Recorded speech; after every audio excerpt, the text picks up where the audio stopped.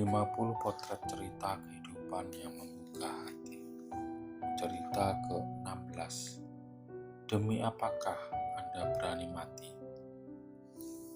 Anda pikir Anda sedang berurusan dengan anak berumur 4 tahun yang bisa Anda beri kacang dan coklat, lalu Anda mengambil emas darinya.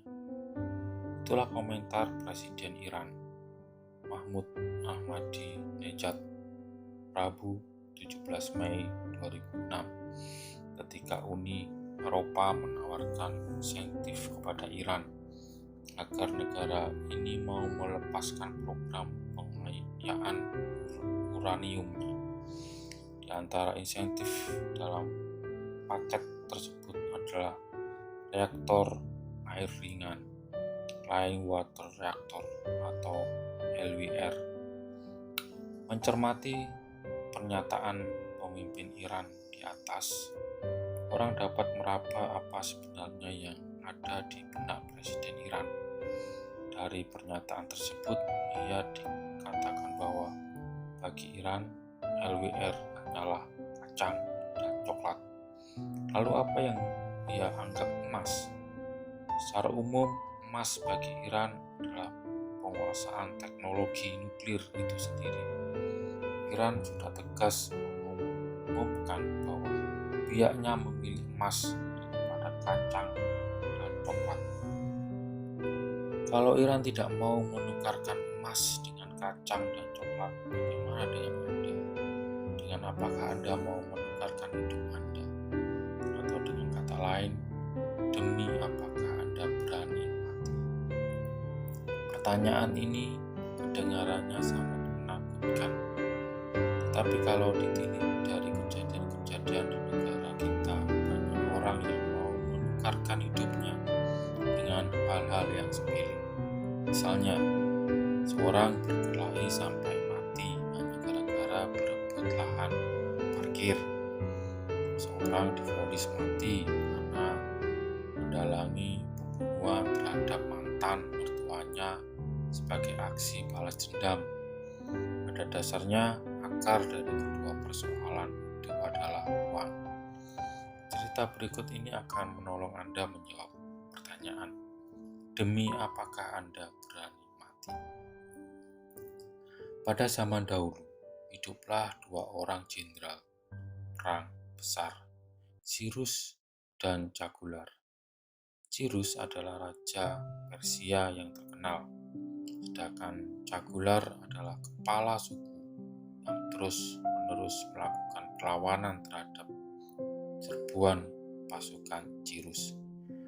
Pasukan Cagular mampu merobek-robek kekuatan tentara Persia, sehingga membuat Cyrus berang karena ambisinya untuk menguasai perbatasan daerah selatan menjadi gagal.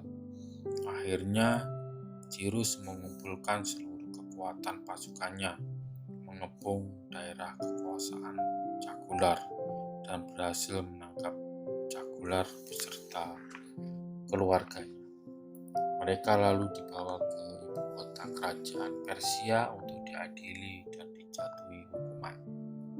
Pada hari pengadilan, Cagular dan istrinya dibawa ke sebuah ruangan pengadilan.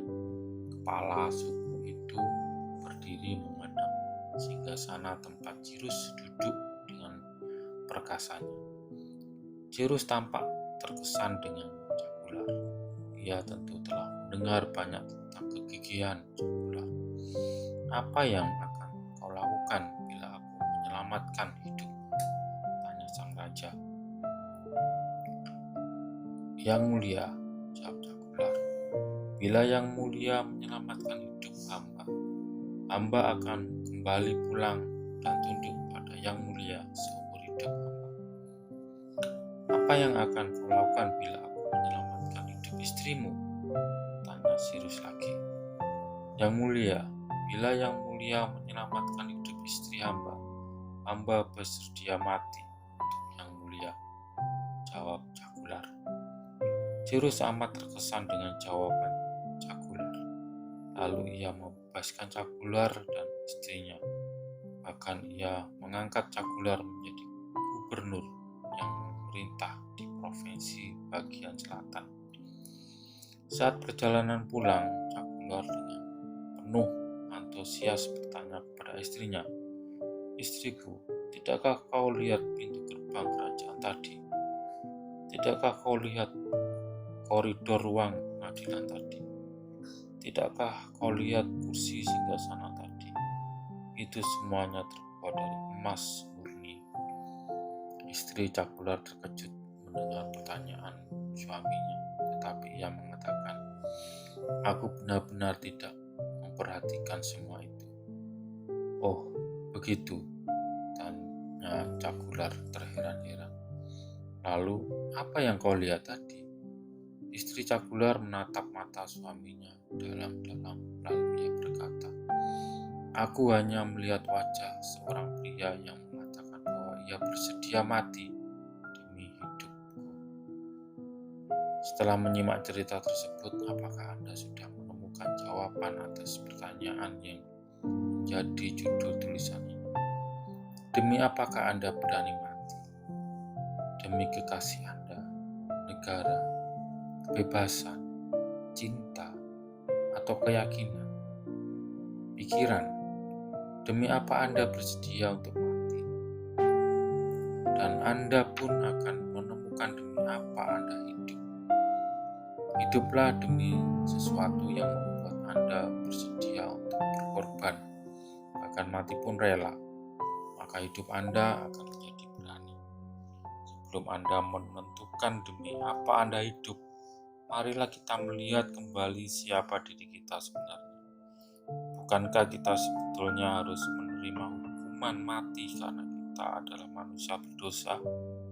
Namun karena anugerahnya, pengorbanan Yesus di kayu salib untuk menebus dosa kita terbebas dari hukuman mati. Dengan demikian, sesungguhnya hidup kita ini bukan lagi milik kita. Maka kita tidak lagi berhak atas hidup kita. Jikalau kita tidak berhak lagi atas hidup kita, apakah kita berani menukarkan hidup kita dengan sesuatu? Tidak kan? Seharusnya kita memiliki sikap seperti Cagular, tunduk pada Tuhan, Sang Pembebas seumur hidup kita, dan bersedia mati untuknya. Hidup kita adalah milik Tuhan, sehingga selayaknya lah kita memberikan hidup kita hanya untuk kemuliaan Tuhan, Sang Pemilik. Selamat memuliakan Tuhan.